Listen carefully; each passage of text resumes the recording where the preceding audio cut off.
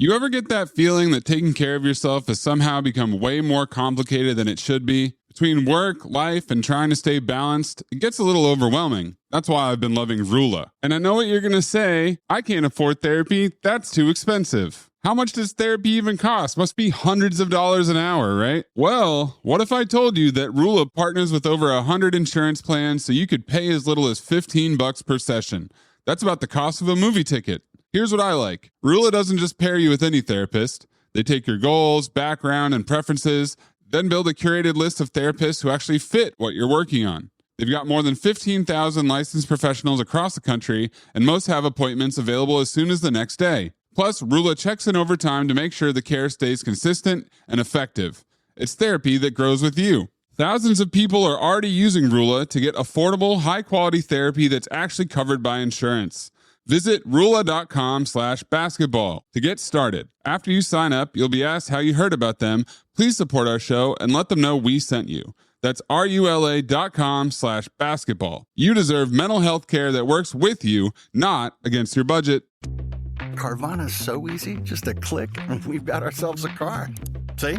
So many cars. That's a click-tastic inventory. And check out the financing options. Payments to fit our budget. I mean, that's Clickonomics 101. delivery to our door. Just a hop, skip, and a click away. And bought. No better feeling than when everything just clicks. Clicks. Buy your car today on Carvana. Delivery fees may apply. The world moves fast. Your workday, even faster. Pitching products, drafting reports, analyzing data. Microsoft 365 Copilot is your AI assistant for work. Built into Word, Excel, PowerPoint, and other Microsoft 365 apps you use. Helping you quickly write, analyze, create, and summarize. So you can cut through clutter and clear a path to your best work. Learn more at Microsoft.com/M365 Copilot. This episode is brought to you by Redfin. You're listening to a podcast, which means you're probably multitasking. Maybe even scrolling home listings on Redfin, saving homes without expecting to get them. But Redfin isn't just built for endless browsing. It's built to help you find and own a home. With agents who close twice as many deals, when you find the one, you've got a real shot at getting it. Get started at redfin.com. Own the dream. Your favorite local grocery stores like Kroger, Ralph's, Fred Meyer, and more are now delivering on Uber Eats. Get 40% off your order of fresh, quality ingredients. Whether you just got home to an empty fridge or suddenly got a craving to whip up something new, you can get everything you need delivered in as little as 25 minutes. Get 40% off your order with code Kroger2026. Plus, members get $0 delivery fees. Order now on Uber Eats. Orders of $30 or more save up to $25. Ends 4/30/26. See app for details. The comments made by Amin Elhassan are made by him and him himself and nobody else, and not indicative of Basketball Illuminati, Tom Haberstroh, Anthony Mays, or any guest incorporated. Amin, you were at Sloan Conference. My fellow nerds and I will retire to the nerdery with our calculators. It's a 6-year anniversary of the Sloan Conference when I remember we were walking around the building where we're watching people wipe down the escalator handles. This is my lasting memory. You're walking in the convention center, the Thomas Medino Convention Center, and as you pass people you see and you know, you go in for the dap, and then someone says, no, with a big sarcastic look and extends their elbow out, and we'd laugh, ha, ha, ha, this is so dumb. I can't believe we're all doing this. Obviously, we didn't know that 5 days later or so, give or take, the whole world would change. But the thing I always think about is, yes, probably elbow daps better than handshakes. You know what else is better? Not having thousands of people in a very closed space. Walking back and forth. What a petri dish, man. I remember DMing Ben Cohen, who was then, I think, at the Wall Street Journal. Are you going to Sloan? Because he had a panel where he was doing some sort of thing. And we were talking about the Sloan Conference.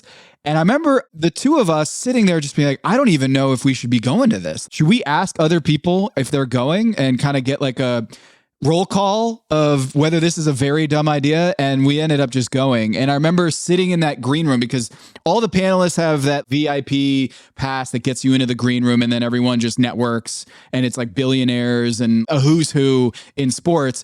If this was public information that all of these people worth billions of dollars are in the same conference room as MIT is shutting classes down, anyone over the size, like 25 people in their class size, were shutting down campus. Meanwhile, the most important people in the billionaire class, in sports media, on sports teams, athletes, they're all in one conference room mingling and schmoozing with each other. Yeah. And I was like, this is a terrible idea. It was my first time being in the green room this past one. So looking around, I was like, this was not a big room, man. Boy, there's all types of communicable diseases happening here. The other thing I remember from that Sloan Conference in 2020 is typically the Celtics have a Friday night game scheduled during Sloan. Every time I've been, there's always been a Celtics game that weekend, either Friday or Saturday. That Friday night was Celtics versus Jazz. And I remember going to that game, and at that point in time, the head athletic trainer for the Jazz was my buddy. He used to be with us in Phoenix. So I see him, and I make the joke, elbows, and then dap him up. I see Donovan Mitchell stretching. I know Donovan. I dap him up. And then Rudy was there. And so Rudy dapped me up and gave me a big hug, too, even though I don't really know Rudy like that. What are you talking about? And, of course, we are friends. 5 days later, Rudy became the most famous person in the world, perhaps, definitely in America, after he touched all the microphones and all the recorders that were on the press conference podium. You're welcome. We're talking to Rudy Gobert right now. George Sedano blamed you at the time for the shutdown of the NBA. What was your thoughts when you heard George Sedano? Blame? What is this blame? No, not this word. I feel like it's not a hot take that it was him who shut it down. Oui, c'est moi. It was me. Should be suspended for testing positive for COVID, is what he said. What? That was George Sedano. You want to suspend me for the COVID? They suspend the whole league. Everyone is suspended. I don't know. Moi, Rudy Gobert, I think I save the NBA. What do you remember about that time, Rudy? Do you feel like you were unfairly castigated as the one who started this whole thing? Castigué? Ouais. I think that in retrospect, everyone remember the Rudy Gobert. C'est lui. He is the one. COVID shutdown, c'est à cause de Rudy Gobert. Without Rudy Gobert, there is no shutdown. There is many more COVID. Everyone is sick. Wow. Disaster. Do you realize what he's just doing, Amin? He said he saved it, yeah. He blocked COVID. Like, think about what you need to do Le défense? to be the defensive player of the year and the greatest defender of all time. The Stifle Tower. How many blocks did Dikembe Mutombo have? Sure, great. How many blocks did Ben Wallace have? Great. Bill Russell, great. But did they stop a communicable disease from killing millions of people? In the case of Rudy Gobert, I think he has the greatest block of all time. I don't know, man. Blocked by Rudy! Tayshaun Prince did have that one on Reggie Miller. It's true, but nothing scales the same way as Rudy. That's kudos. Tom, let me ask you this, okay? How many points were scored during the shutdown? 0. 0. What is it? 0.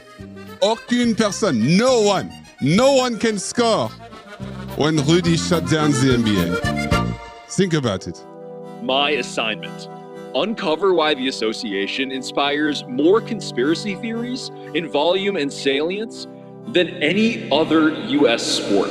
You've heard of the Illuminati. The truth is out there, but so are lies. Your eyes can deceive you. Don't trust them. The NBA has always been controlled by about 8 people. Denial is the most predictable of all human responses. If you're only using 10% of your brain, you don't even know that you're using 10% of your brain. The NBA Illuminati. If coincidences are just coincidences, why do they feel so contrived? The Illuminati. But you start to follow the money, and you don't know where the it's going to take you.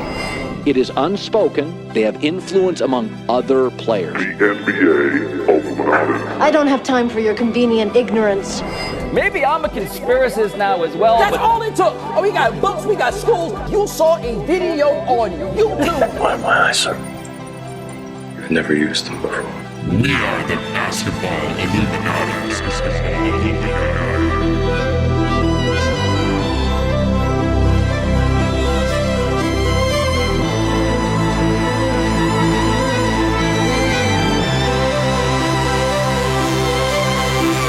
is Basketball Illuminati. I am Tom Haberstroh, and as always, I'm joined by the 5-star Illuminati generals and producer Anthony Mays. Wait, skipped over Amin. He's not a general. Oh. I thought I'm the general and he's... 5-star Illuminati general Amin Elhassan and producer Anthony Mays.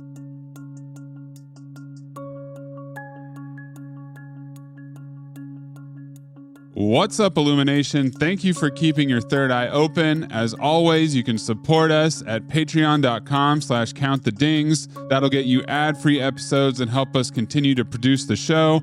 Also, check out our YouTube page at Basketball Illuminati. You can watch our Truth Teller interviews and Do You Believe episodes there. Please subscribe and continue to show your support. Thank you. We also have a mega interview with our Truth Teller. Mega? Lots of people think it's MAGA.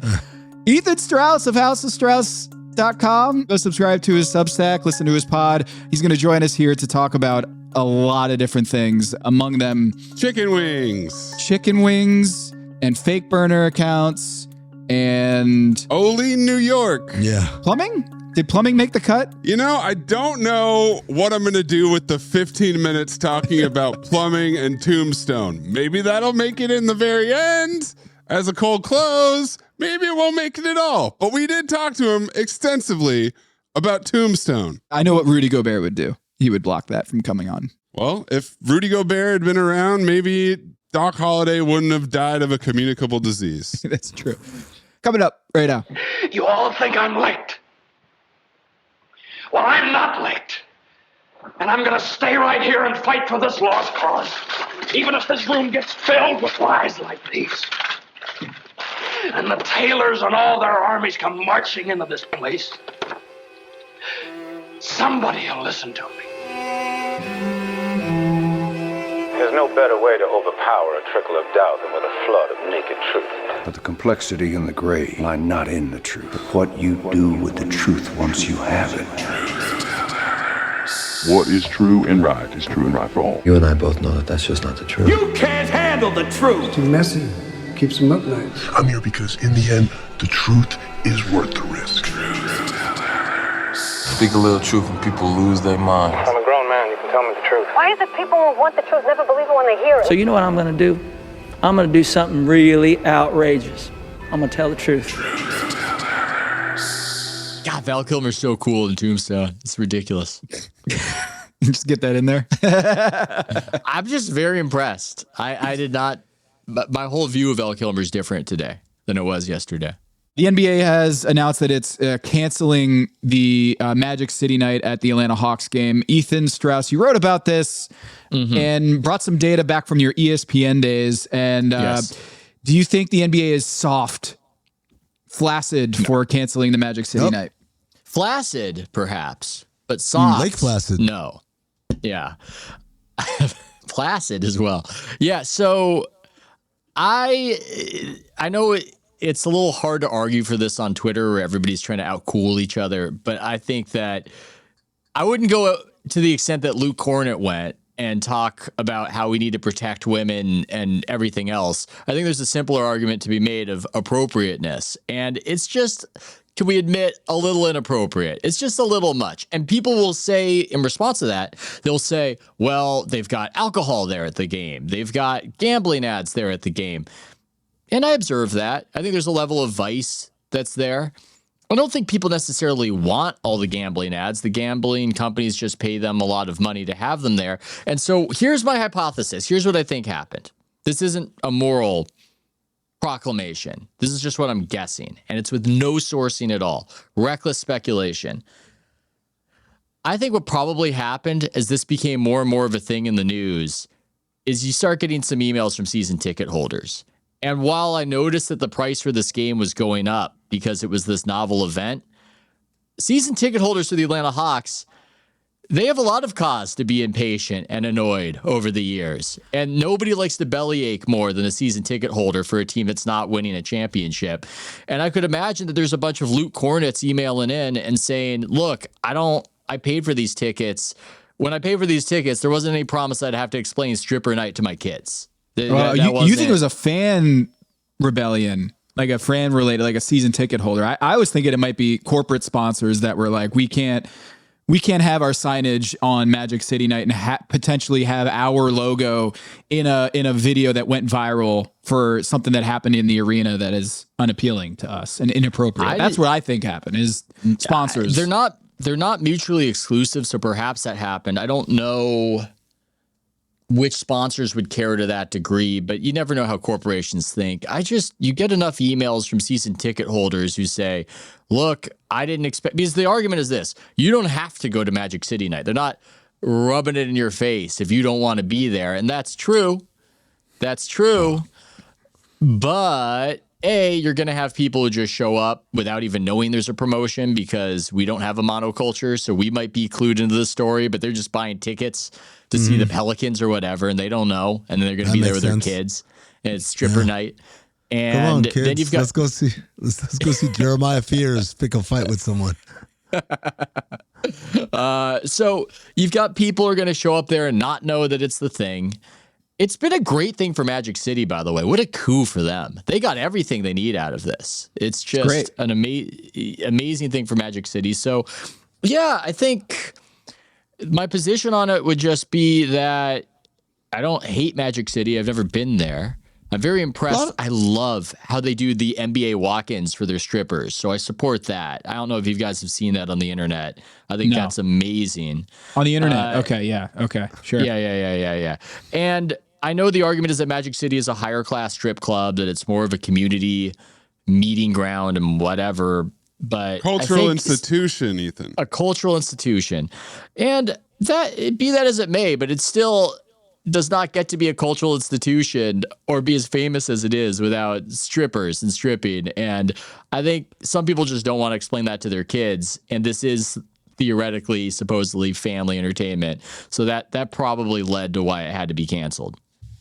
So I saw the Hawks statement on this. They said, while we are very disappointed in the NBA's decision to cancel our Magic City Night promotion, we fully respect its decision. As a franchise, we remain committed to celebrating the best of Atlanta with authenticity in ways that continue to unite and bring us all together. And then they followed that up with what to expect at the game. First bullet. Legendary rapper and King of the South T.I. will perform at halftime as scheduled. The limited edition Peachtree themed hoodie will no longer be available for purchase at the game. All pre-order merchandise will be honored and delivered as previously scheduled.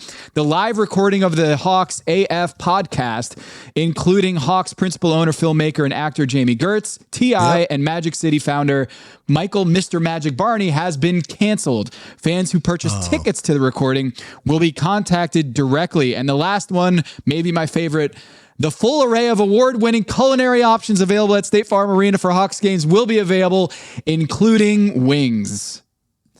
So if the official story is it's coming down from the NBA and not the Hawks, I wonder if what I'm saying is true. Maybe it's false. It was recklessly speculative. I think they got leaned on, man. You think this is the reason why, right? This is the reason why. The reason why they're honoring Magic City is because there is a Magic City docuseries that was released recently. The executive producer of that docuseries is one Jamie Gertz.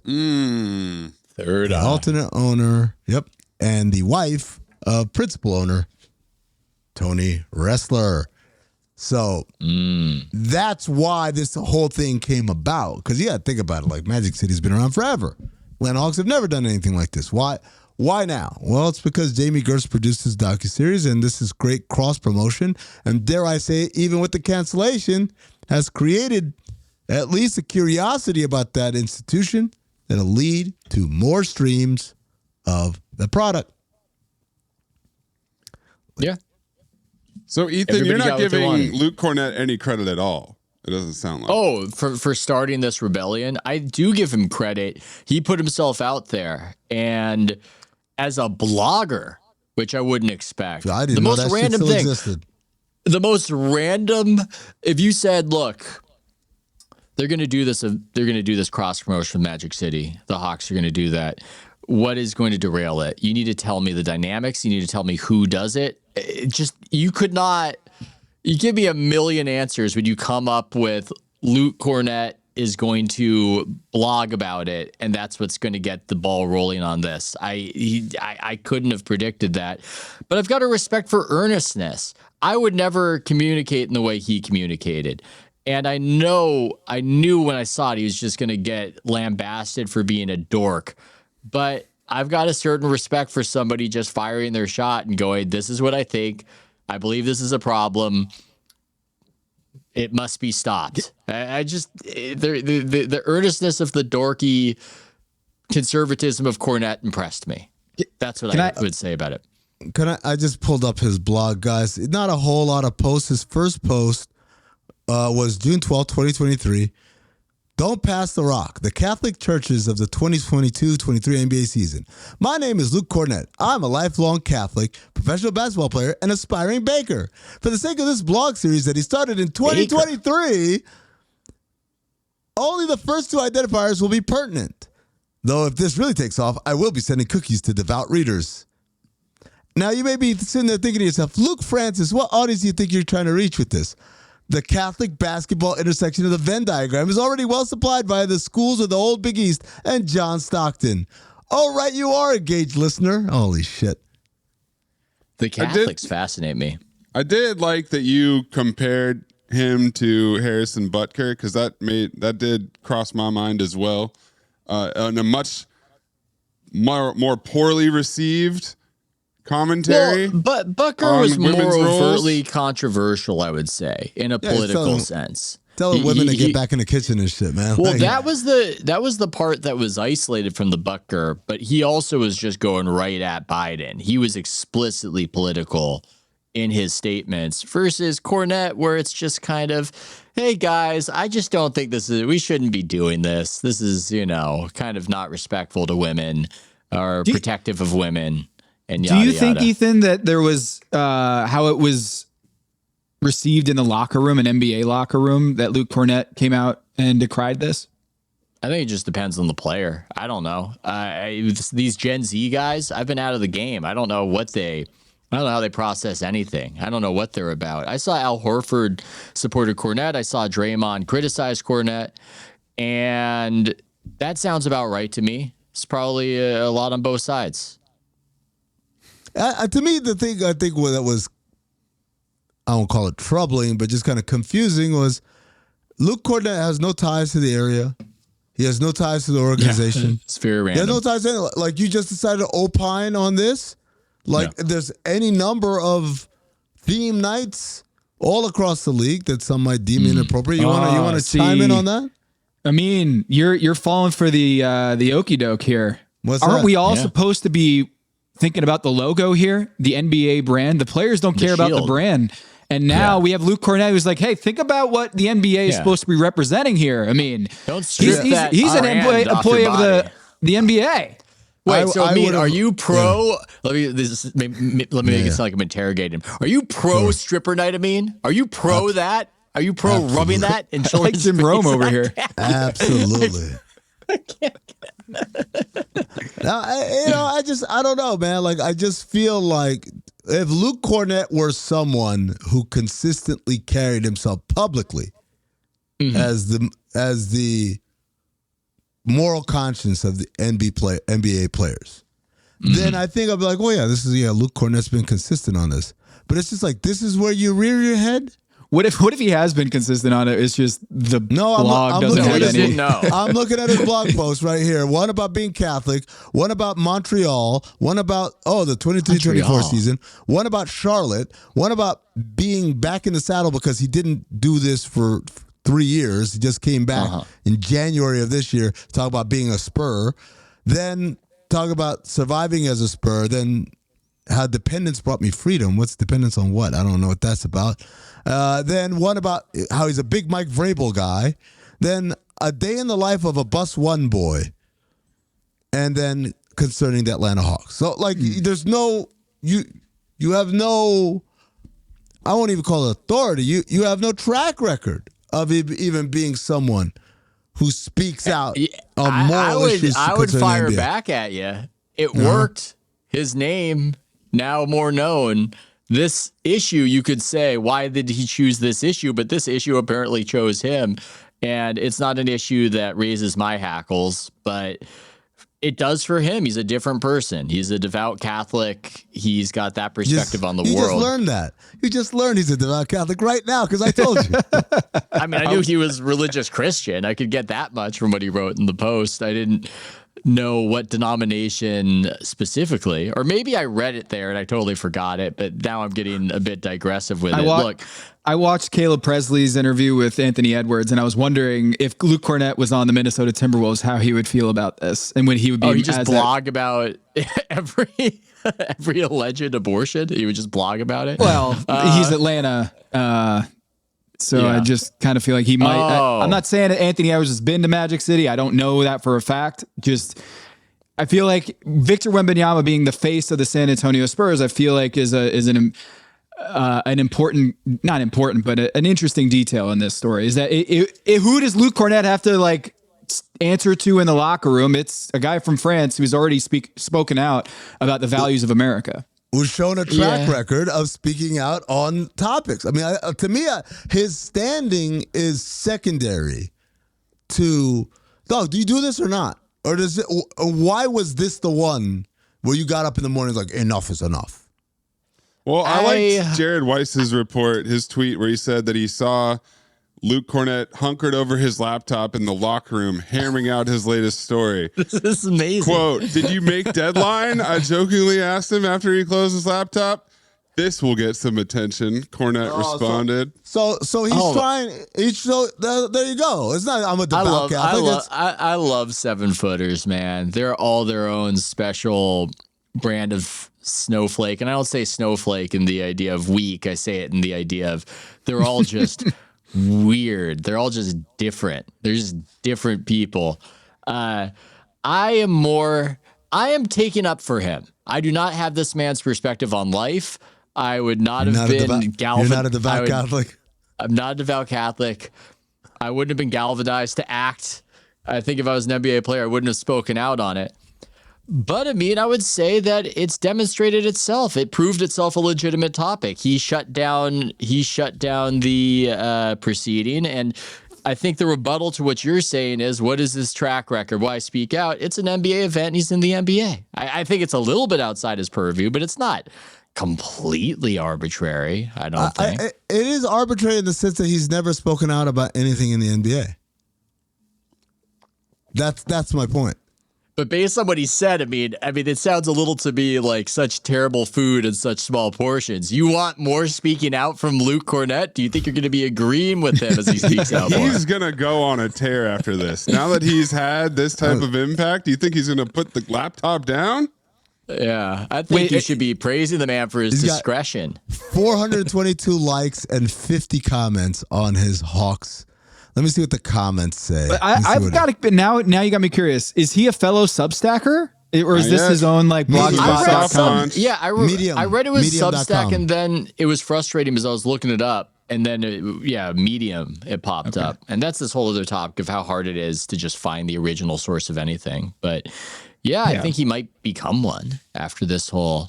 That was my third eye open take, was that Ethan is sticking up for him because he's on Substack. I know. I stick up for. Well, it looks like Ethan's recommending his Substack on House of Strauss. Wait a minute. I mean, this might be my favorite one. Great job, Luke. I hope you keep speaking up for women. The way the league lets abusers run rampant is crazy. I would love for you to keep the pressure on. Call out all these orgs. Even the Spurs let that sicko Josh Primo stick around after he was horrible and dangerous to women. Yeah, the Spurs did do that. Luke, you care? You wanna have talk to us about why the organization that pays you saw it was all right to have Josh Primo around? Yeah, Luke, you're a big defender of women. Why don't you come defend women now? Yeah, see, welcome to the media. You can denounce one thing and then you have to denounce everything else. Yeah, loves Magic City. I love that I was gonna get this hoodie and now that's in jeopardy. Luke, you hypocrite who's wrenched this away from us. How about you explain everything? What's Magic City like? You've been there? Is nice? Is fun? Is cool? Yeah. Okay. So first and foremost, the wings are that good. I reached a point, obviously it wasn't like my first or second time going to Magic City, but I reached a point in my life where that was a legitimate like dinner option. I'm hungry, I could go for some wings. You want to go to Magic? And we would literally go pick up the food and leave. Not do anything else. Not because like, it wasn't that. It was just, we weren't coming for the entertainment. We were legitimately coming for the food. So the wings are tremendous. Entertainment, pretty good too. Pretty good too. So, yeah, I mean, Magic City is one of those places where, and the irony is, like, I understand it. Like, is this appropriate for a family environment? No, right? Like, you got to be 21 to get in. So, obviously, there's already that. But again, people point out that we are inundated with alcohol and gambling, sponsorship and selling of constantly, and those things are not for people under 21.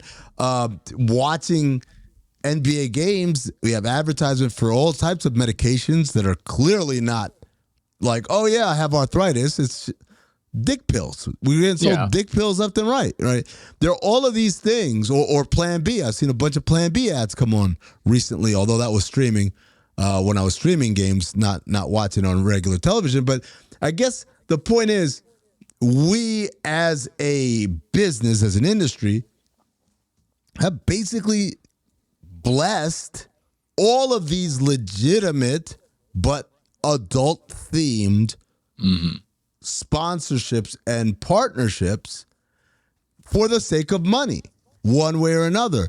And so I do find it curious that this is the line.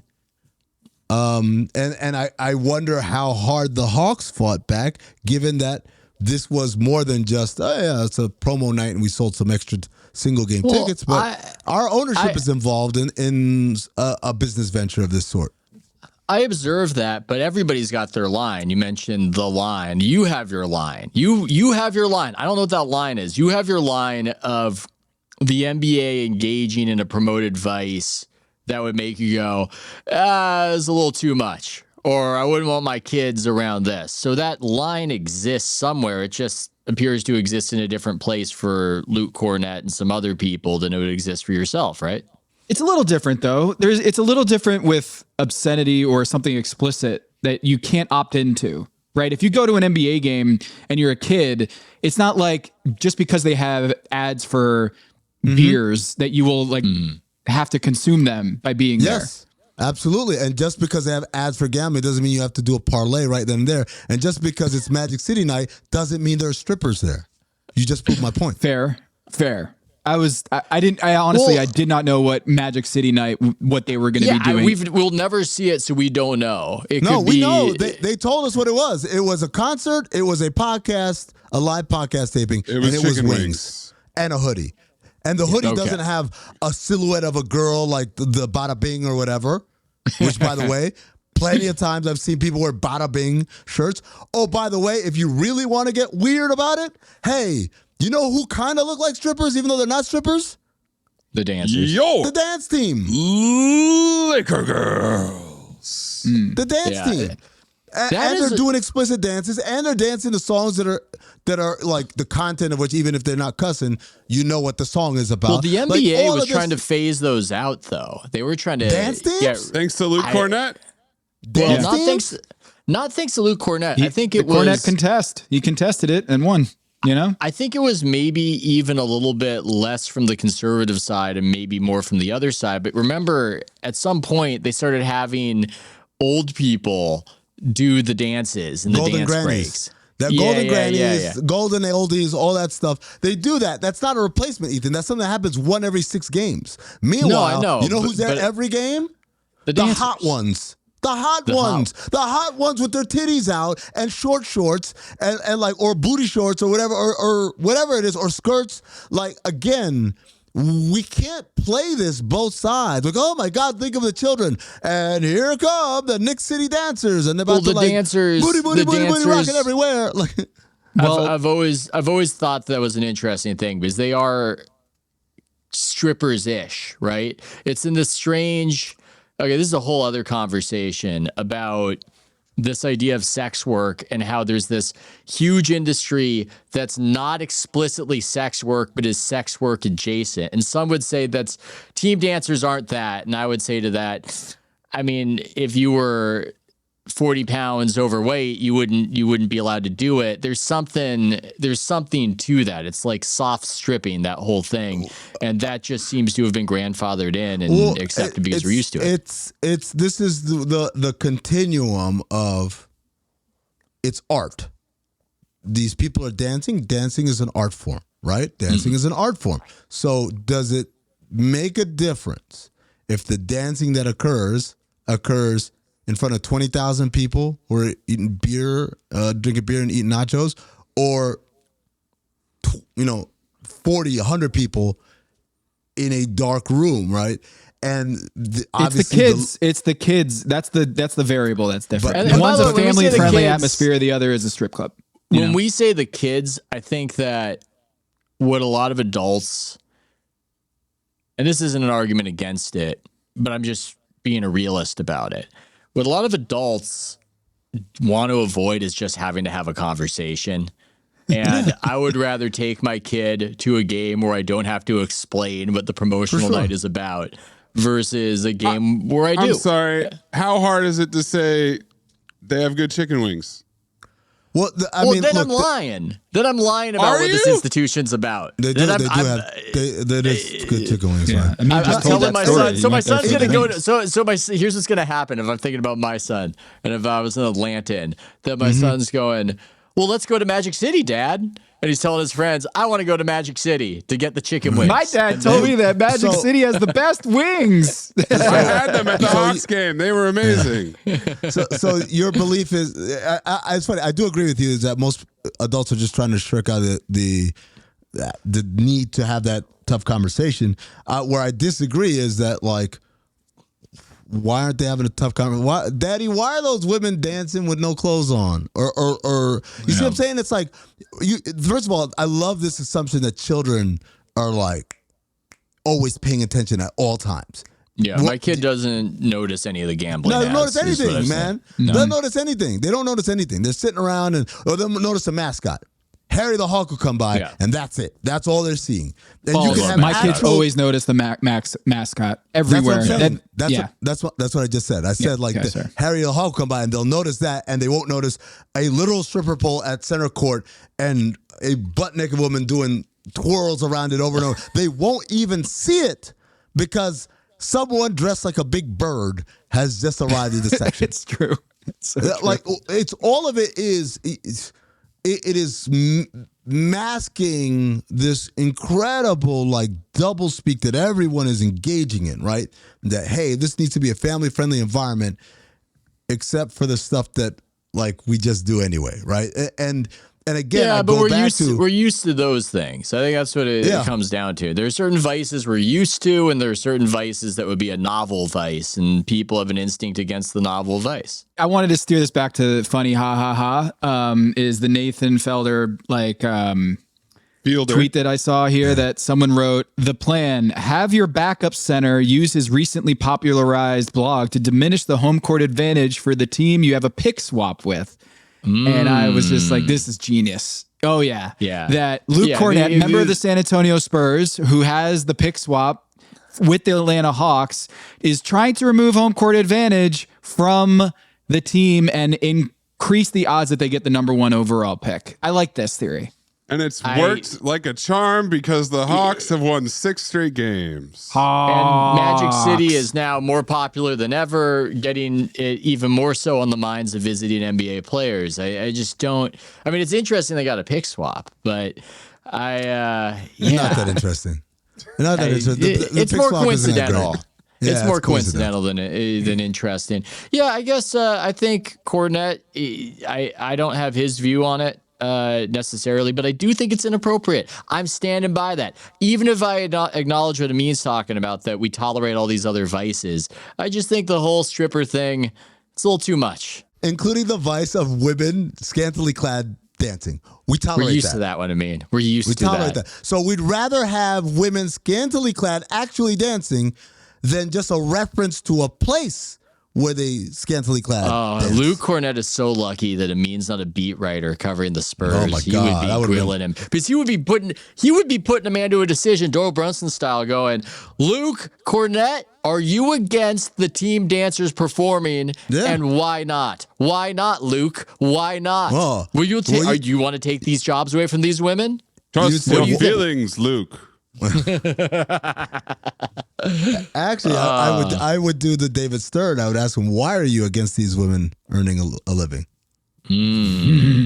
Right? And Luke Kornet would have to go because they tend to get addicted to cocaine. I mean, that's what tends to happen at these institutions down the road. That's just what I'm concerned. I don't know what he thinks happens with these women. I have no idea.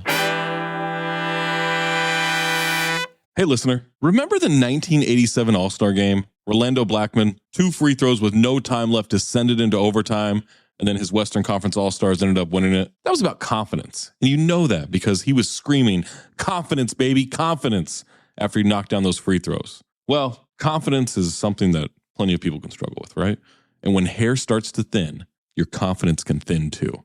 That's why Hims makes it simple to feel like yourself again with access to simple, personalized care that fits your life and your hair goals. So you can walk around yelling, confidence, baby, confidence. You know you got a good bit of lettuce up top. Hims offers convenient access to a range of prescription hair loss treatments with ingredients that work, including chews, oral medications, serums, and sprays. You know, you shouldn't have to go out of your way to feel like yourself. Hims brings expert care straight to you with 100% online access to personalized treatment plans that put your goals first. There's no hidden fees. There's no surprise costs. Just real personalized care on your schedule. What a novel idea. For simple online access to personalized and affordable care for hair loss, ED, weight loss, and more, you visit hims.com/basketball. That's hims.com/basketball for your free online visit. hims.com/basketball. Featured products include compounded drug products, which the FDA does not approve or verify for safety, effectiveness, or quality. Prescription required. See website for full details, restrictions, and important safety information. Individual results may vary based on studies of topical and oral minoxidil and finasteride. Hello, listener. It's Producer Maze here to talk to you about Quince cookware. If you're like me, you love to get in the kitchen, whip something up for yourself, maybe a nice little grilled cheese sandwich, maybe a little French omelet. And there's nothing that kills the joy of cooking faster than unreliable pans. It's not cooking evenly. You get some sticking. It's a nightmare to clean. Luckily for me, I have a stainless steel 3-quart saute pan from Quince that I use for everything. And it's super easy to use on the stove and then pop right in the oven. But let me tell you a little secret. It's actually affordable because with Quince, you're working directly with the factory, straight to the makers, no middlemen, no retail markup, no packaging costs, no fancy storefronts, no big marketing budgets, just quality cookware. Right now, get free shipping and 365-day returns when you go to quince.com/dings, D-I-N-G-S. That's a full year to cook with it and love it. And you will. Now available in Canada too. Don't keep replacing cookware that frustrates you. Go to quince.com/dings for free shipping and 365-day returns. Quince.com/dings. Starting a business can seem like a daunting task, unless you have a partner like Shopify. They have the tools you need to start and grow your business. From designing a website to marketing to selling and beyond, Shopify can help with everything you need. There's a reason millions of companies like Mattel, Heinz, and Allbirds continue to trust and use them. With Shopify on your side, turn your big business idea into... Sign up for your $1 per month trial at shopify.com/special offer. I'm Richard Serrett. Join me on Strange Planet for in-depth conversations with the world's top paranormal investigators, alien abductees, Bigfoot trackers, monster hunters, time travelers, and more. The handler one day told her this whole thing about how they've been terraforming on Mars, and they're building a colony, and they're recruiting specific people of specific bloodlines and specific talents and skill sets to go onto the planet. On Richard Serrett's Strange Planet, we're redefining reality. Listen now wherever you get your podcasts. Yeah, man. Our good friend Adrian, who totally voluntarily left the media game, to pursue his real dream of living in Olean, New York, a place that scouts said isn't the end of the world, but you could see it from there.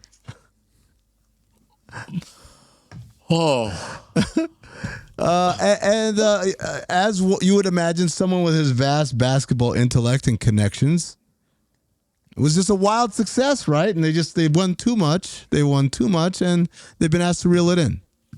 No, wait, they've been awful. Yeah. They've been terrible, and a coach who has been there for 19 years, beloved by the community, had great prior success to the current regime as head coach. He has retired, even though he told Jeff Goodman that he's open to return to coaching somewhere else. Yeah. Yeah, he retired in the way I was laid off at ESPN. Yeah. Oh, wow. Wow, what a coincidence there. Wait, did he really? Was there really a report from Goodman about that he's open to coaching again, but he's retired?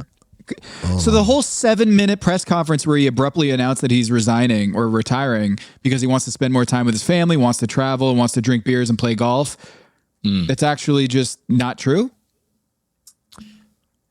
I mean, what's true? What does the word true mean? Yeah. Well, I mean, I think if you... Two eyes tell you versus your third eye, Tom. If you come to him with a little coaching contract worth 7 figures, I think he would reconsider retirement pretty quickly is the buzz. Almost like he didn't really want to stop coaching. Yeah. It's almost like, I won't lie to you guys. I have to be truthful to you, my co-host, and to the audience. I have not exactly been locked in on St. Bonaventure basketball. Really? It's really far. It's at the end of the earth, right? Or you can see it from there. Yeah. Well, Olean is, but they play other places. They play in Atlantic 10. They play other places, but I haven't really paid a whole lot of attention. But it would seem to me that they've been particularly terrible the last 2 years, and the recruits that have come in have not exactly panned out. And as I peruse through St. Bonaventure basketball Twitter, it seems to be a struggle between, is Coach Schmidt not using them correctly, or do they in fact suck? Yeah. Well, who is responsible for bringing in these players? I thought college coaches, they're responsible for recruiting.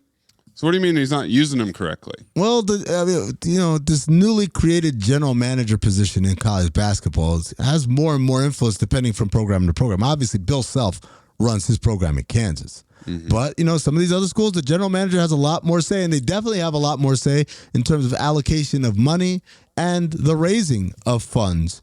So I would say, in the case of these recruits that did not play much for Coach Schmidt, probably the general manager, whoever that is. There was one recruit in particular whose name I cannot pronounce, who has been terrible. And I hate saying that because this is a young man. But a lot of the controversy, from what I have read and been told, is that the NIL bag was given to this red-headed big man. Joe Grahovac? Yes, exactly. 24-hour fitness, right? the very same. And that was a ballyhooed or quite a promoted. And it's not like you're at Kansas. 250 grand. Yeah, it's not like you're at Kansas. So if your recruit doesn't work out, well, then just get another recruit or somebody else steps up. This is a situation where you're pot committed. It's got to work. It's almost like having a first-round pick in the NBA, except you don't even have veteran talent. So that was the source of a lot of tension when I read the reporting and talk to people around that situation, is that Woj took a swing. Oh, that's who the GM is. Oh, sorry. I forgot about that. You were setting that up. Adrian Wojnarowski took a swing, he got this particular recruit, and he has been very bad. And this is a program that's hanging by a thread, and not just a program that's hanging by a thread, folks. It's out in the middle of nowhere, as Amin indicated, or at least you can see the nowhere from it. The end of the world. And this is an era where our elite universities can keep on going, But I don't know if that's going to be the case for all these lower tier, mid-tier universities. And Bonaventure has got a basketball program, and if the basketball program isn't good, the whole damn thing can go belly up. So it's a pressurized situation out there. It's more interesting than I thought before I looked into it.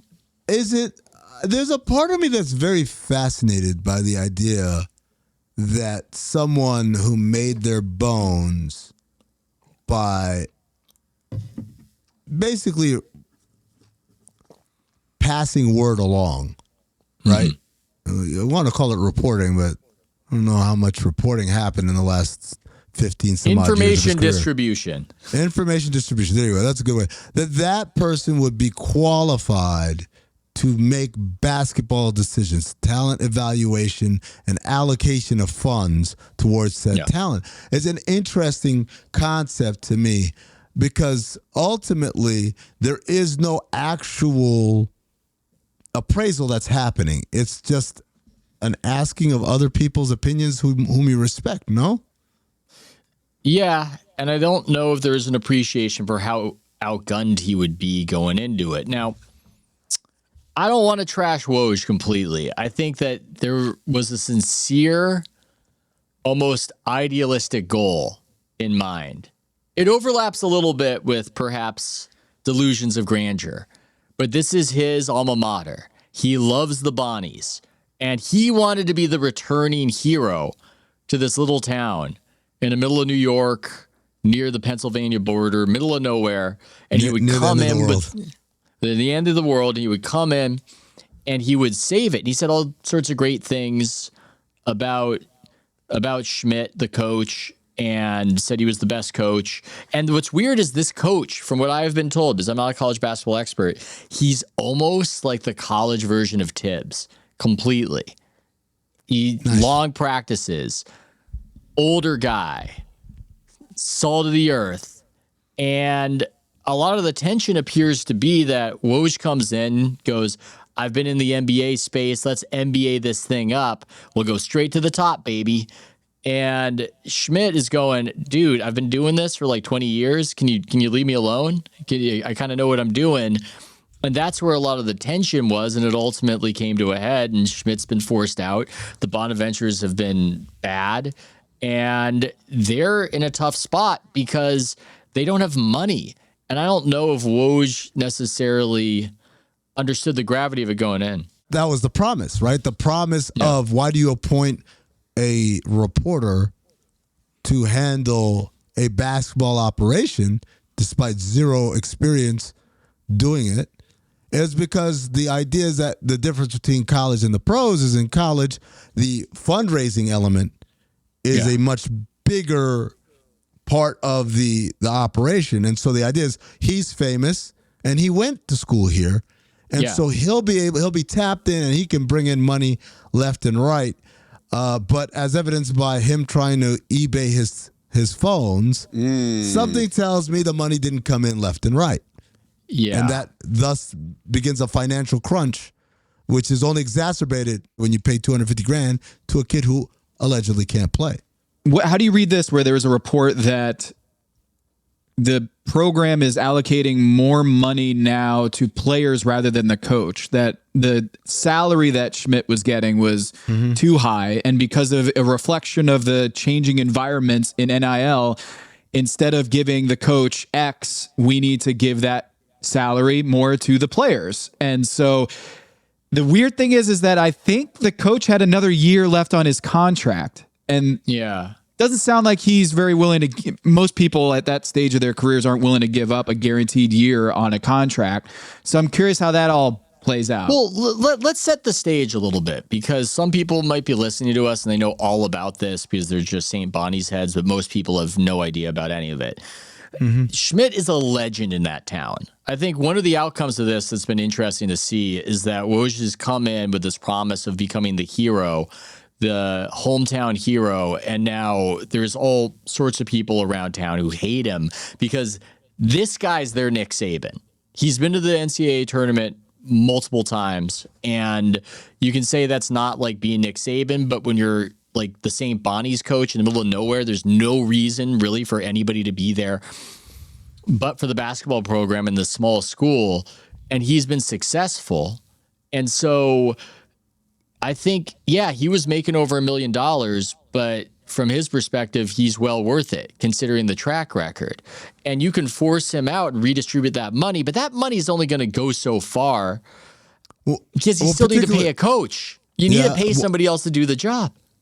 That, and also that assumes that you know with this newly found money who to invest in. Yeah. Which at the collegiate level, particularly at a mid-major, is much more of a crapshoot than it is. Like the better the quality of basketball we're talking about, the easier it is. Like, oh, he's good, right? Like, at the NBA level, it's easy. You look at Jokic, well, he's good. All right, we pay him, right? But then, like, you drop that down to college, and it's like, all right, AJ DeBanza, he's good, cool. But then you drop it down to mid-majors, and it's like, now you're talking about guys that you're projecting will be something 2-3 years from now, but you're paying them right now. So, like, the need for actual talent evaluation and nuance in terms of distribution of funds is paramount. It's way above the pay grade, I think, of someone who primarily has information from asking other people, hey, what do you think? Yeah. And I think from what I've been told, it would have been fair to say, hey, we got to turn this thing over and that Schmidt's the past. We need to modernize. But there hasn't been any core competency demonstrated to what Amin is saying. It's not like they brought in the redhead kid and he did great. He flopped. So maybe they're going to do better evaluation in the future with more money, but that has not been demonstrated. Now, the thing Woj demonstrated that is in his skill set is they had a pro day for St. Bonnie's, which a lot of people I was talking to thought was absurd that St. Bonnie's had a pro day. Now, they went to New York. That's awesome that they had a pro day. The only thing they forgot was to bring pros with them. Yeah, well, that's the thing. That's a bit of the issue. But it's this idea of, oh, we'll build our cachet. And Woj is a really famous guy, but it appears so far that 17-year-old recruits don't see Adrian Wojnarowski and go, okay, well, I'm signing to play here in the middle of nowhere. For St. Bonnie's, it's when you've got options like UNC, you know. Well, they don't have those options. The options they're competing against are people like Marist, Iona. Well, I'm talking about just getting a great recruit, you know. But I'm saying there are great recruits by mid-major standards, right? Yeah. I'm just saying, I don't think those kids want to go play at a place that is as remote as Olean, and don't want to play in a program that is, I mean, like, here's the thing. Here's a great way to put it. 17 years old, how many people know who Adrian Wojnarowski is? I have no idea. Or care, right? Like, he breaks the news. What news? Do you think those kids cared? You know, it is kind of funny. It's because I just had this plumbing issue. It's almost like we were talking about comedians. It's like I have this plumbing issue, and you know who shows up to my house? It's Aries Spears. I would go, oh my God, Aries Spears, you the impressionist? You're a great impressionist. And then he starts going to work on my. I go, wait a second, though. That's not. Like, I've got no guarantee that you're doing the thing that I want you to do. And that's how I feel about your comedy skills don't translate to plumbing. It's like, oh my God, the newsbreaker. Well, clearly I'm going to join your basketball program with you as GM. But the other part of it that's interesting about that analogy, Ethan, is that you, Ethan Strauss, 40-year-old man, knows who Aries Spears is. Yes. Does your son know who Aries Spears is? There's absolutely no chance. Right. There's so no like chance. that's the thing here. It's not just, hey, are you even good at this thing that is completely different from the reason why you're famous? It's also, are you even famous to me? I agree. St. Bonnie's should have hired Mr. Beast to be their GM. Oh my God. We would have cleaned up. Yeah. Or one of the Dude Perfect guys. You know? I'm looking at Olean on the map. It really cannot be exaggerated how in the middle. Like, insofar as in the Northeast, our most populated area can be called middle of nowhere. it is just staggering how little there is around it. It's truly a marvel. Just also staggering is that this Grahovac guy that you mentioned, his big recruit, he's a sophomore who is 24 years old. Oh my God. Dog. And according to Seth Davis, the story is for Hoops HQ.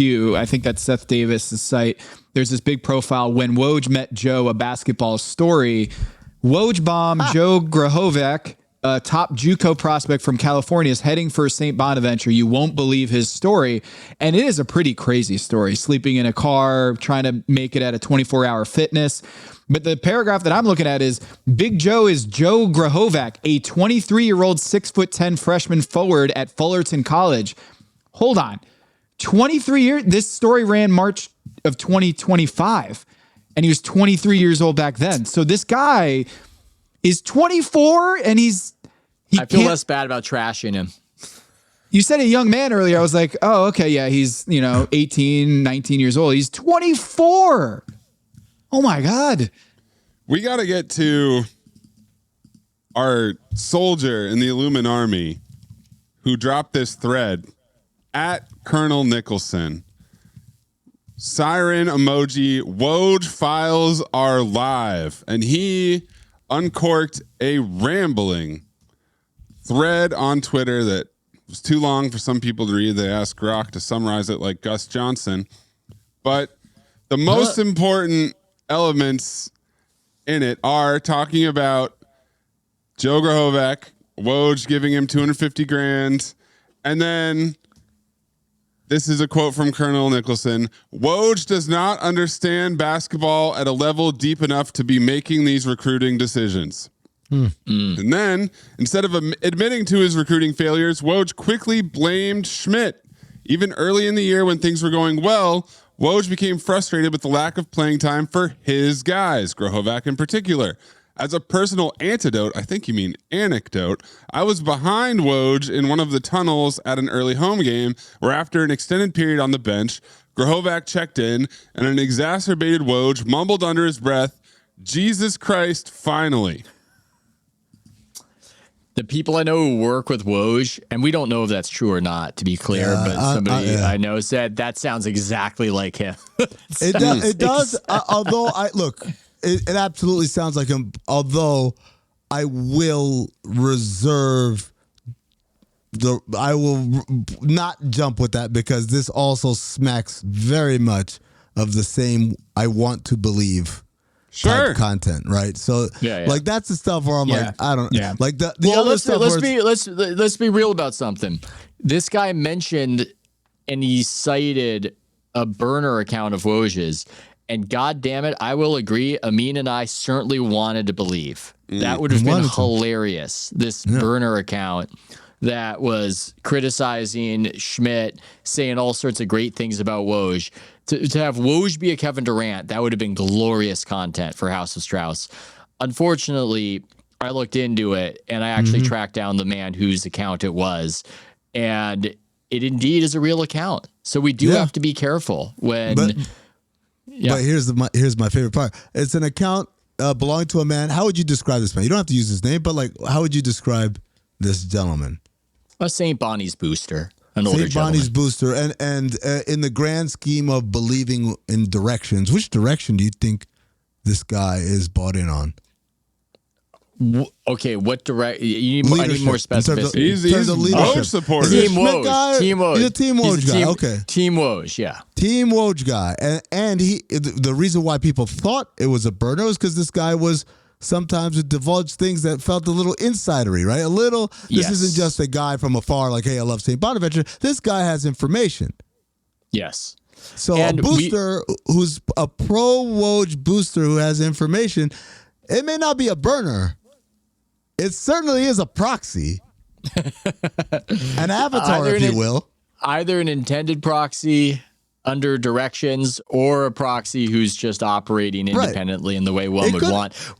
What was weird, though, is that he started up a Blue Sky account on the very day Woj started up his Blue Sky account, which made me think when I saw it, oh, it's completely legit. This is a burner account. but it appears to be coincidental. Track the guy down. Nice guy. I did a reverse image search off of his Twitter profile picture, true. and it I am led me taking to credit. a LinkedIn account. I am taking credit for Maze's shoe leather. Hey, you called him. To a degree. You talked to him on the phone, so it was a team effort at House of Strauss. But another antidote or anecdote from Colonel Nicholson is that as Coach Schmidt coached his last game on the Riley Center floor, one person was notably absent. Woj, instead of watching the game live, streamed it in his office with a security guard stationed out front. If this was Madison Square Garden, one can justify that, but it's not. And it goes to show how he feels about the people of Olean/Allegheny. That's the stuff that I feel like is just fiction. Because how would you even know he was in his office? How would you know that he was streaming the game? How would you know? Like, how would anyone who's in the building know? What if Woj has a humiliation kink and this is the burner account? Oh, Colonel Nicholson. Yeah. By the way, is it Colonel Nicholson after Andrew Nicholson, 2012 lottery pick who didn't pan out for the Orlando Magic? Wait, I thought he played for the Bonnies, didn't he? I'm Did hung up on Nicholson this. play for the Bonnies? I'm hung up on this account. Like, is this like a Scott Hughes account? Like, do we know more about? Scott Hughes did chime in on the Woj situation, which was fascinating, and it had people saying, "Wait a second, I thought this was a burner account." No, Colonel Nicholson is another St. Bonnie's alum. He represents the resistance. Mm-hmm. He does. But we cannot verify all the things he said. That's why when he goes into details like saying Jesus Christ under his breath or like being holed up in his office to watch the game with security outside, like those are the type of details to me that set off red flags of like, it sounds like security guard. It sounds like ball sack. It sounds like the people who were trying to make us believe that was KD's burner. All those, when they go into like these weird little details, I'm like, none of this makes sense. Now, if you tell me like, yeah, he was very behind this recruit, he paid him this amount of money, and he was angry that the coach wasn't playing him, like that stuff feels more logical and more verifiable through the digging. And so I'm always kind of constantly, because look, I would love for this guy to crash and burn spectacularly and ridiculously, but I don't want to make it up. I want it to happen for real. And Colonel Nicholson, to be clear, by accusing an account of being a Woj burner account has made it harder for me to trust these colorful anecdotes. Yes. And I want to believe, shout out X Files, but I need to actually speak accurately and not just fall into it. And but I know enough after talking to people to know that a lot of what's said there is directionally correct about what's going on. And the tensions were real. Forcing Schmidt out was real. Schmidt saying, I know what I'm doing. Stop bothering me and trying to analytics up whatever I'm doing with this team. And Woj trying to modernize and it not working out. All of that's real. Woj now being in the situation that perhaps he got into, you could say for cynical reasons, because if you succeed with it, it's like Brad Stevens with Butler, and it's a great resume builder to get you back in the NBA. But I think at the same time, you could say that Woj is trying to save his hometown school, and he doesn't need to be out there. He doesn't need to be doing this. Okay, maybe. All right.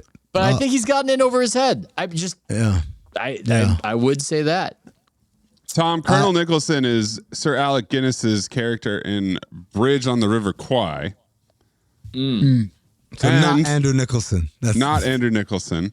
And Scott Hughes CBB's tweet was, Adrian Wojnarowski reportedly sees himself as a, quote, messianic figure for St. Bonaventure. Woj has developed a cult-like following since returning to Olean, New York. The ousting of longtime head coach Mark Schmidt has set a clear path for Woj to effectively, quote, play God for the program. I mean, that's why we thought that guy was his burner. That's part of the cult.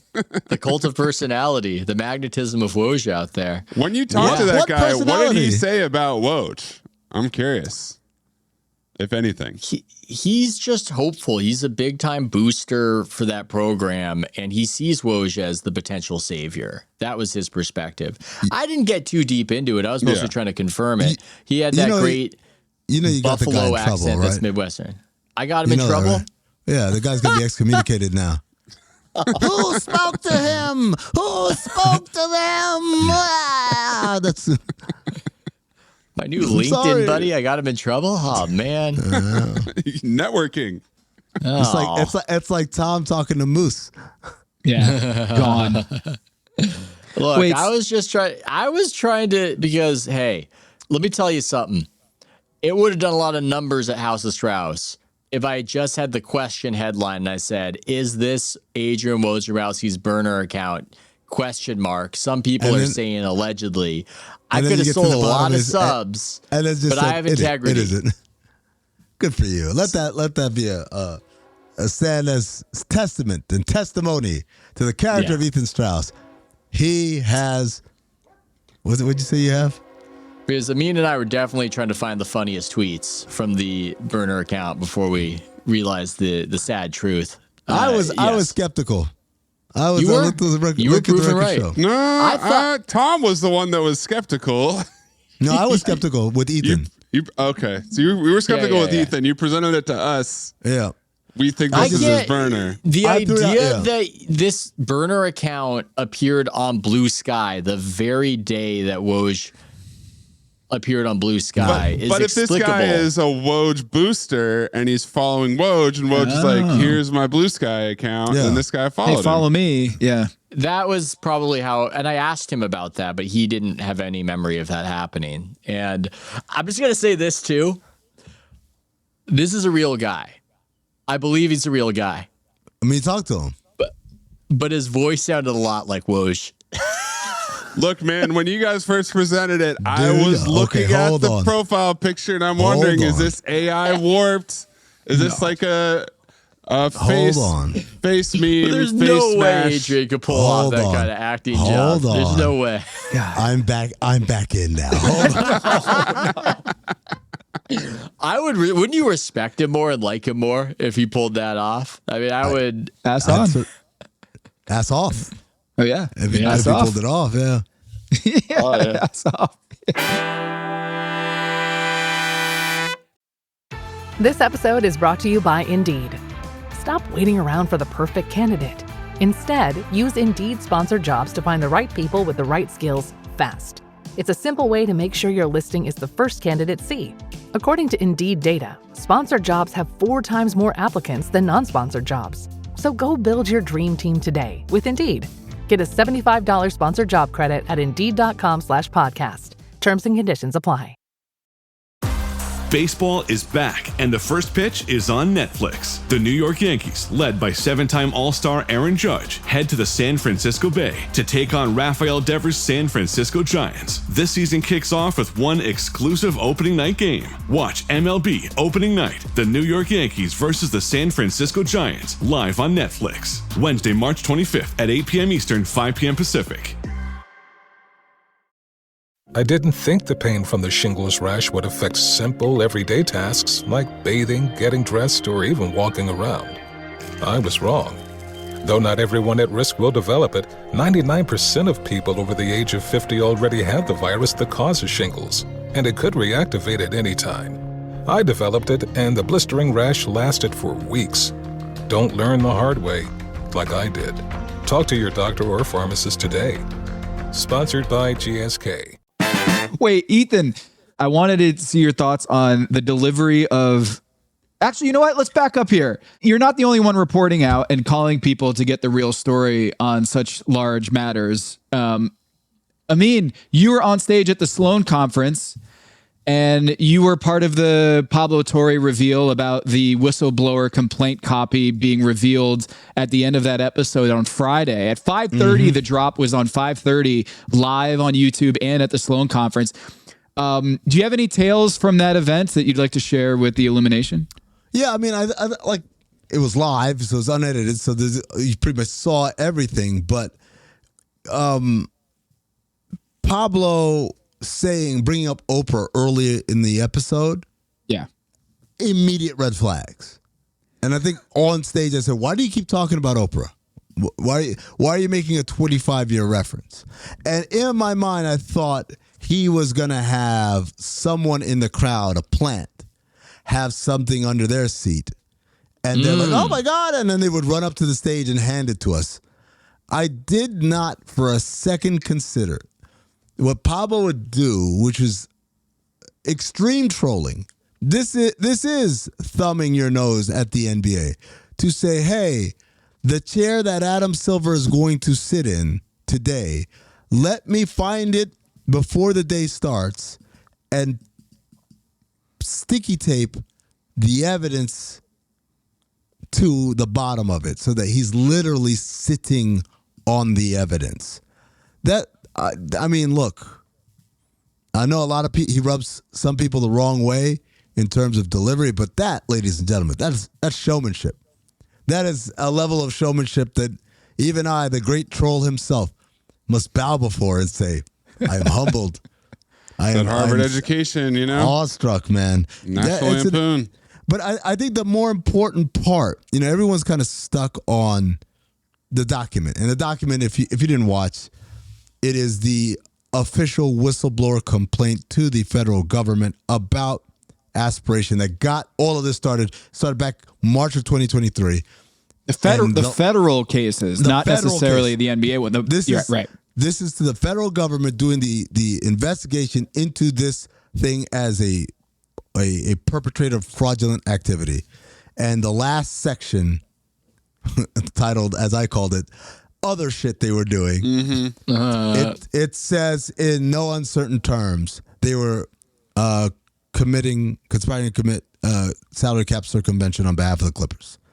It's in there, right? And before people say, oh, it doesn't matter, just a testimony. When you do these whistleblower things, you are basically agreeing to do it under pain of perjury. Meaning, if you make something up, you go to jail for this, right? And it kind of defies, if someone is whistleblowing about this company being a fraud and talking about all the other frauds, and like, why would you go to jail over the throwaway line at the end? But that aside, I felt like that wasn't the most important thing. The most important thing uncovered in the episode is that multiple parties who have been interviewed by Wachtell Lipton, the law firm commissioned by the NBA to investigate this thing, responded to Pablo saying they were not asked once about Steve Ballmer. And that to me is like, this is the whole part of what constitutes an independent investigation, what is conflict of interest, and if we are actively not searching for who did this, can we ever exonerate anyone from doing it? And I tend to believe, and I've talked about this on the show before, believe people operate according to the information gap. If you maintain the upper position in that information gap, you get to say and do things that you believe will be undetected because the other people are operating at an information gap deficit. For instance, Mark Cuban coming on Pablo's show to argue with Pablo about he doesn't know what he's talking about is based on Mark Cuban doing zillions of these debates where he has the upper hand in the information gap. He's the one who's a billionaire. He's the one who's owned an NBA team. He's the one who's been in NBA front offices and had these discussions. And most of the time the people he's arguing with are none of those things. So you don't really know. And at some point your opponent has to kind of concede like, yeah, maybe it's just I'm put two to two together that aren't there. But when he entered into that arena with Pablo, this combat arena, Pablo, in fact, had the upper hand, and Mark Cuban was in information deficit. And as he's talking and really kind of like trying to coast on that, it becomes more and more apparent that he does not know what he's talking about. That's why I believe Mark Cuban has not appeared again to kind of further refute any of those points. In this case, Wachtell Lipton, they do these all the time. The Mavericks got investigated. The Suns got investigated. The Clippers got investigated back in the day. They are the white glove source for the NBA to get a legal, quote-unquote, independent investigation. So typically they do these investigations, and months later they come out with a report. And the report represents the majority of the information that we know about this. There might be some stories here and there that other people, newsbreakers, break, but for the most part, the nuts and bolts of this thing is right here in this document. And that's what we go off of. That's what the shows go off of, the podcast, any further questioning. In this case, they are not the source, neither in a timely way, nor even in a comprehensive way. Pablo Torre and the Pablo Torre Finds Out team are the ones who have the story, who have the nuts and bolts, and who are releasing it in real time. And so a tactic that they might have used in the past, like, oh, let's just not ask about Steve Ballmer, and then we'll say, oh, we found out it was Uncle Dennis, and then you can move on about your day. They can't do that here. But they didn't think about that. They thought they had the upper hand, and when in fact they suffer from the information gap deficit, and as a result, because what Pablo did on Friday was basically say, you're not pulling this shit, so either do it right or risk looking like slapdicks. And I guess we'll see from here on out whether they actually try to get to the bottom of this or if they continue to play games. Is Ethan checking the bottom of his chair? What's going on? Yeah. My chair was feeling uncomfortable. We've been doing this for over 2 hours, so I just needed a better chair. I didn't mean to be distracting. Amin, to your point, Henry Abbott, our former boss at ESPN and editor at ESPN, he was on Pablo's show today, the episode released today, and they talked about like what would be the smoking gun and what would be considered the fair punishment here. And it came back to Henry's favorite theory, his pet theory about how this is all going to go down. And I wanted to raise it to Ethan because nobody covers the sports business and shadowy parts of that stuff than House of Strauss. If there is another equal, it's Pablo, and I want to hear your theory on this, Ethan. Henry's point was, what if the league strips Steve Ballmer of the Clippers and says, you're out of here, but then award him the Seattle Supersonics back home for Steve Ballmer? He gets the Seattle Supersonics team for an exorbitant price by effectively fining him twice, fining him X amount of dollars on this scandal, but really giving him the Seattle Supersonics team back home where he actually wants to be. My mind is blown from that still, from when Henry proposed that theory. Ethan, do you think that's a plausible endgame here in this? Not only is it a plausible endgame, but I'd actually endorse that endgame, even with the knowledge that you shouldn't be rewarded for breaking rules. But I just feel so badly for my friends in Seattle who've been missing the Sonics. I just had Sherman Alexie, the poet and writer, on out of Seattle, huge Sonics fan, on my podcast. They would do anything to get the team back. And so, yeah, if that was the punishment, as it were, it is funny that these punishments a lot of the time are so enriching. I don't know if you guys noticed this headline, but Casey Wasserman, under pressure, was compelled to sell his stake in his major talent agency. And the reporting says $2 billion. I went, oh, okay. That's that's not the... that was Robert Sarver, too. Was, hey, you got to sell your team. And he cashes out. What did he buy it for? I mean, it was like $200 million. And $400 million, 200 of which was debt. Yeah. So $200 million cash. It's funny. It's the punishment right now is we're going to make you rich beyond your wildest dreams. Now you're going to be kicked out of the club. That's a hell of a severance package. Yeah. But see, I think you, to be honest, you guys are thinking about this like broke boys. The punishment is being asked to leave. The punishment isn't asked to pay the fine. They'll pay whatever. To stay. The part where you say you're not part of this anymore, which is why the Steve Ballmer example is different from Sarver, from Donald Sterling, from Casey Wasserman, because he's in essence in this hypothetical. Oh, you don't even get that punishment. Yeah, I'm gonna think the opposite of broke boys. I'm gonna be thinking about from the perspective of the ultra wealthy. I do think this isn't a popular perspective. I do think the NBA runs a risk if it kicks out too many owners from the little club, because it's a different proposition. If I'm buying a sports team and the idea is nobody can wrench this away, not even from my cold dead hands, it's going to my kids, and I own it, there's nothing you can do, I pay a different price for that than, oh man, if I run afoul of this, if I run afoul of that, if I'm in a scandal, it's going to be taken away from me. Well, here's the thing. A couple of things. Number one, absolutely, right? That's why there is reticence to prosecute, quote unquote, under the auspices of the collective bargaining agreement, because it's like, what if they turn it on me, right? What if this is the Mark Cuban theory with the Donald Sterling? He was the only one to come out and say, like, this is a slippery slope that we're running him out of here. Yep, that's one. But the other part of this goes back to All-Star Weekend, when at the State of the Union address, I asked Adam Silver specifically, hey, to what degree are you beholden to the collective bargaining agreement with regards to punishments for cases of egregious salary cap circumvention? And Adam Silver says to me, I'm completely beholden to the collective bargaining agreement. That's why we have a collective bargaining agreement. We collective bargain these things to give us the framework, and like it would make no sense to do that and then to operate outside of it. I ran this answer by an exec, a team exec, and he says to me, no, Adam is beholden only to whatever the majority, so 3/4 of the Board of Governors is. So if 3/4 of the Board of Governors say, get this MFer out of here about Steve Ballmer, then that's what's going to happen, regardless of what the collective bargaining agreement says. So, in essence, you are basically protected from egregious punishment because the laws are designed by the people who enforce them, who are also the people who are going to get it enforced on. Yeah.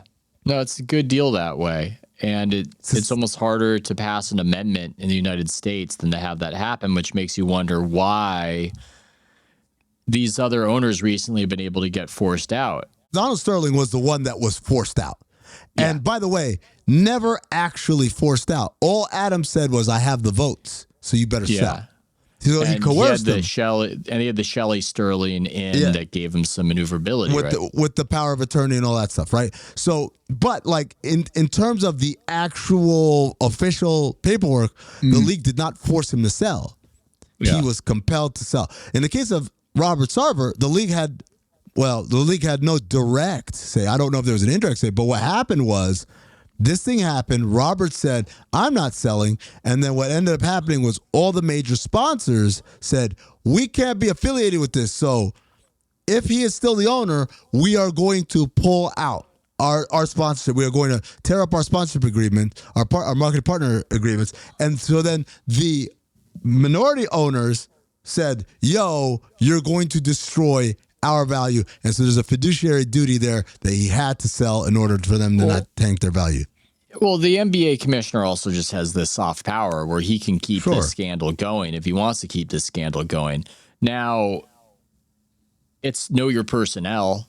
I think they probably correctly assessed that Sarver wouldn't want an ugly, humiliating public fight to drag on. But if they were going against James Dolan, I feel like James Dolan would just dig in. That's okay. So a couple of things there. Number one, with Sarver, again, it wasn't humiliation. It was basically the pitchforks were inside the building on him, and so he had to let it go.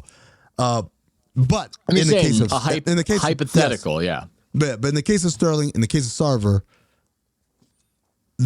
whether the league had an invisible hand, Adam Smith invisible hand going, right?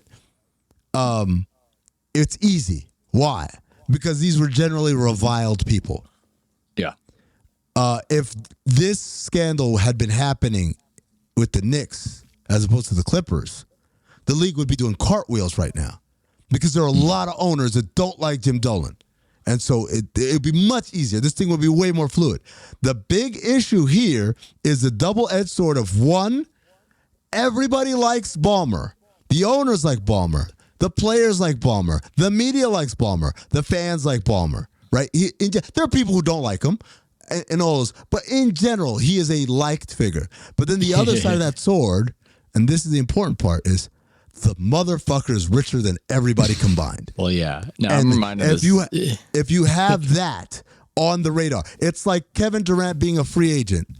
Why does Golden State go after him? Oh, because they had to beat LeBron. They need to beat. No, they didn't. It's because I'd rather have him be on my team than be somewhere else. And it's the same thing here. You go out and you keep Ballmer because you don't want him being somewhere else. It's a funny thing, everybody liking him, because I think recently in politics, I know Pablo's hit some of these notes about billionaires There's this idea that the ultra rich are bad people. And the funny thing about having money, and this is just from the perspective of my own life when I'm flush versus when I'm broke, I have the opportunity to be a better person when I have more money. When I'm flush, I can make more people like me and go, oh, that guy, great guy. I felt like I had a little bit of cash when COVID hit. And the woman running our daycare, I said to her, we trust you. I know some of these other parents, they're not paying you through however long this is going to last. We're paying you every month. And I got to feel like a good guy. But that's because I had money at that particular moment. If I don't have money at that particular moment, I don't get to play act as the good guy. And so, yeah, no wonder Ballmer's so popular. He's the guy buying proverbial drinks for everybody. But, like, it's not like these other guys are broke. Yeah. Right? Like, it's like but he'll splash the cash on his stadium. He will spend on things that matter. For sure. And that helps, particularly from a PR standpoint. But I think to get other billionaires to generally feel good about you is worth something. Sex parties. Oh, wait, no. Sorry, you were going there. You were somewhere else. Different billionaire. And then to get players to generally like you. Sex parties. No, wait. Sorry, you're going somewhere different. Sorry. No. Yeah. The fans, I think you could, you say, hey, we built this building. We didn't use tax money. And by the way, we have like hot dogs and popcorn that are reasonably priced. Sure. I guess that's how you buy it. But at the end of the day, however he is capable of manifesting this, he's got it. He's got that. And they don't want to send that outside of the Garden of Eden. All right. Yeah.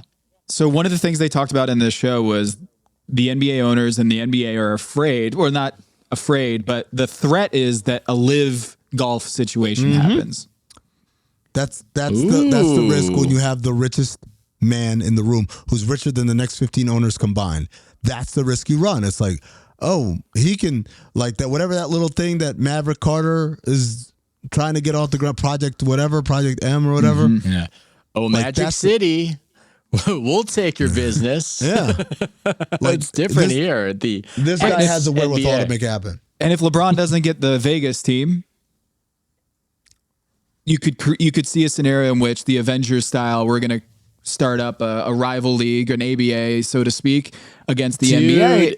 The NBA is in a weird spot with this. So I hadn't even thought too much along these lines, but they're in a weird spot because their older millennial players are more famous and there's more interest in those guys perhaps than the younger guys entering their prime.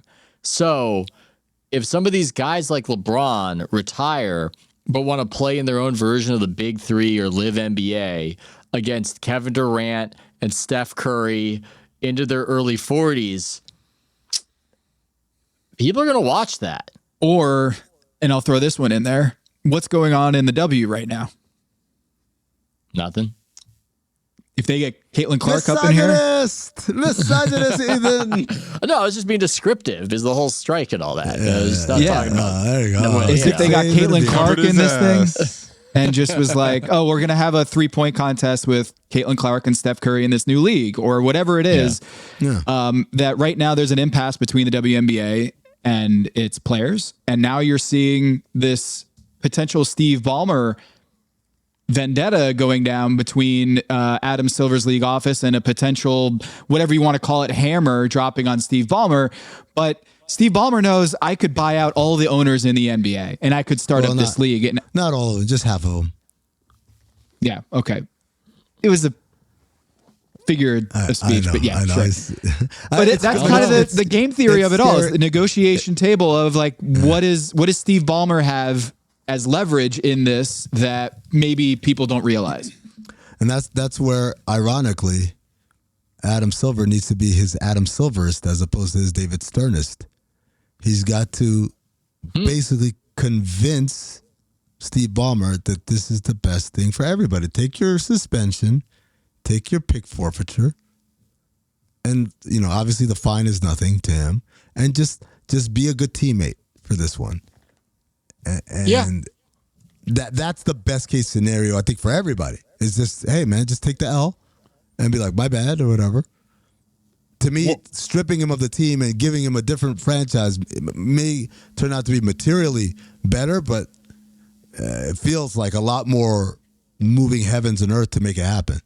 When are they going to finish their investigation? Well, this is the thing that I think we all look at this situation with totally different perspective if the Clippers are the Thunder right now. Sure. Yeah. Like the fact that they're mid and they're like barely hanging on to a playoff spot right now is a huge gift to the league office, because this would be the A1 block. I feel like this story would be the A1 block if the Kawhi Leonard, James Harden, Ivica Zubac's team was the number one team in the NBA. Yeah, right. And there's no resentment. They have not won a championship, this story doesn't have as much juice as it would if there was they won a championship under this contract, or they were a 60-win team. The fact that they're just hanging on to a playoff spot and they started 6-23 or whatever it was, and the whole Chris Paul thing happened, I feel like is a very big variable in this story that we're not talking about, is that we all don't expect the Clippers to do anything. And therefore, if Adam Silver comes down with a resolution at the end of the NBA Finals and says, yeah, I'm going to void Kawhi Leonard's contract, whatever, that's a very different calculus if Kawhi Leonard is a Finals MVP. Yeah, because right now, the voiding of Kawhi's contract is actually seen by most people as a positive for Kawhi. Yeah. You go out there and you get to join whoever you want, basically, for whatever money you want. Which is why the Joe Smith comp doesn't really work in this case. Yeah. Yeah. So you're saying they don't after have a the fan finals, base. You're saying we're not, like, he's not going to, Wachtell Lipton is not going to finish their investigation until the off season. That I mean, would if it make hasn't sense. happened now. They've got the advantage that nobody cares about the Clippers. I know somebody would say, I care about the Clippers, but you know what I'm saying. That's a big advantage for the NBA here, because you can do it in the offseason and understand that very few people are going to care. There's not going to be a diehard fan base who's going to be even angry about it. Counterpoint. Again, because this isn't a typical investigation, and because the source of the information, the release of the information, and the vast majority of the information lies with Pablo, they can't. Right? Wachtell Lipton can't prematurely end it and then have a bunch of stuff come out and like, how'd you guys miss all of this? Yeah. That's Pablo is actually extending this investigation, is what you're telling me? I'm saying that as long as Pablo keeps coming out with more information, as he did last Friday, Wachtell Lipton cannot, in good conscience, says, yeah, we found out everything that we need to find out. Because, in my head, I'm thinking, oh, Pablo's putting more pressure on them by releasing more episodes to make their decisions sooner. But you're saying, actually, no, it might have a counterbalancing effect of, well, we got to cross our T's and dot our I's on all this new information that's come to light. This is why the basketball side of this is so important, is that they're irrelevant. Like the Clippers, no one's like, hey, when is this going to come down? Because the playoffs are about to start. But they were relevant because of the All-Star game. And now the All-Star game has come and gone. And now there's nothing on the calendar. So let me ask you a question, Tom. Let's say the Clippers, they play in the play, and right now they're the 8th seed as of this recording. Let's say they make it. They play either as a 7th seed or the 8th seed. Either they play San Antonio. Let's say it's San Antonio. What if they beat the Spurs? I know. That's what that is something that has legs. But what if they beat the Spurs, which is something that totally is within reason? Yeah. We don't know if Wemby's going to be healthy. Right? Like, we have no idea. Or like let's assume he's healthy, but like it's just a young team. A young team first go around at the playoffs, anything can happen, right? Now you've got Clippers beating a favorite, beating a very popular player. Now, do you think the story? Yes. I think it pops. I think the story pops. Like I think it's a much bigger story than it is today. And because the Utah Jazz just got hit with that $500,000 fine with the top 8 protected pick that would otherwise go against the Oklahoma City Thunder. If the Thunder lose to Kawhi with the pick that they're potentially going to get moving into the playoffs and not a valuable pick and all those storylines, you can bet that Clay Bennett would want to make this a story, very much a story, that how is Kawhi Leonard still eligible to play for this team? Because I think that's the saving grace. As you say, nobody cares about the Clippers. Kawhi's been amazing this year. Yeah. And it's a big part of why they're 500 as we sit right now after starting the year abjectly awful. And so there is a hope, a glimmer of hope that it's like him being awesome becomes relevant on a big enough stage that this conversation gets a lot more intense. It's funny because I'm like, I can't wait for the 30 for 30 on this, but I'm like, we're living in the Pablo Torre story. Is the 30 for 30. He's going to have 30 episodes on it by the time it's done. So yeah, that's your 30 for 30 right there. Ethan, I was curious, what did you think about the reveal, like how Pablo is playing this as like a 9-part series and then the whole Sloan Conference live underneath the chair, because you're writing at a Substack, you have your podcast, and we always think about what is the best medium to deliver this story. It just feels like we're in a totally different place than when we were 10 years ago. And the delivery of news like this is innovative. I will say that.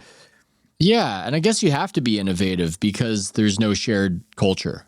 And this is also a tricky one because it feels as though he's playing defense not just against all the noise in the information ecosystem, but also against the league that would just prefer the story go away, and a league that has all these media partners that probably shares that perspective. I know some would say that's not fair. We have our own journalists there, but these incentives exist. It's part of the whole thing. So it's, in a way, he's got a trickier lift than would be the case if this was 10 years ago. And that makes sense in that context because, yeah, you're playing and you're also playing defense against people becoming more acculturated to the idea of this scandal. And so they feel less shocked by it. And I think that's what the league is almost counting on in a way, that people will forget and move on. It's crazy. When you look at the Yahoo Sports traffic on when I do Yahoo Sports daily updates on the Kawhi scandal, it's like 10x. Interesting. Really? Yeah. So there's an organic appetite for that, but there's just, if you look at the YouTube partners don't want to on talk this about story at Yahoo, like they, even when there's not much going on, when I go on, they're like, "Hey, can you do a hit on the latest in the Kawhi story?" And I'm like, "Sure, yeah, we can do an update." And the numbers are crazy on that. Like people, I think on YouTube, I guess in particular, are ravenous for this story. Yeah, I know Laker fans love it. I know that much. They're into this story. But that I like details like that, where there's an organic appetite for something that the media, because of a different incentive, isn't providing. And I didn't know that was the case for it, but it makes a lot of sense. Watch Ethan start to write about this shit every week now. I was thinking about that's exactly the gears of my mind where I was going, man, I missed out. I kind of thought to myself, this is Pablo's thing. I shouldn't talk about it. But hey, if it's a buffet, I want a plate. Jeez. There's only one surefire way to make sure that it comes to an end, and that's if Luke Kornet writes a blog post on Medium about it. Wow. Yeah. Pablo needs to be a guest poster on Luke Kornet's blog to maximize attention. That's brilliant. Yeah, maybe at that buffet there's wings, you know? Yeah. Behind the stripper's chair was this damning bit Look of evidence. underneath your platform high heel, and it's the smoking gun. Well, that was my favorite part. I read the document, the whistleblower document, and then I folded it up and I dramatically said, "Now that, ladies and gentlemen, is your smoking gun." And they applauded. And I laughed. The nerds loved it. I fucking was dying inside because I was like, oh my God, that's such a hokey way to do that. But they loved it. We want that. People want that. They that. loved it. Yeah. The difference between live and recorded, you know, you get that audience feedback and you're dying off that. Oh my gosh. So top of the world.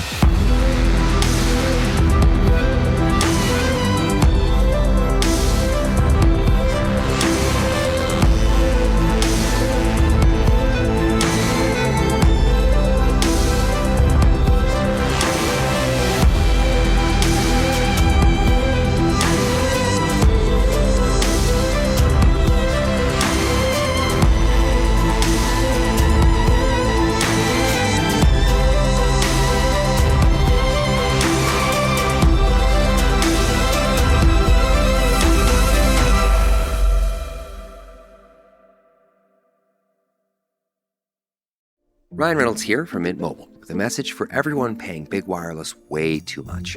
Please, for the love of everything good in this world, stop. With Mint, you can get premium wireless for just $15 a month. Of course, if you enjoy overpaying, no judgments, but that's weird. Okay, one judgment. Anyway, give it a try at mintmobile.com/switch. Upfront payment of $45 for 3-month plan, equivalent to $15 per month required. Intro rate first 3 months only, then full price plan options available. Taxes and fees extra. See full terms at mintmobile.com.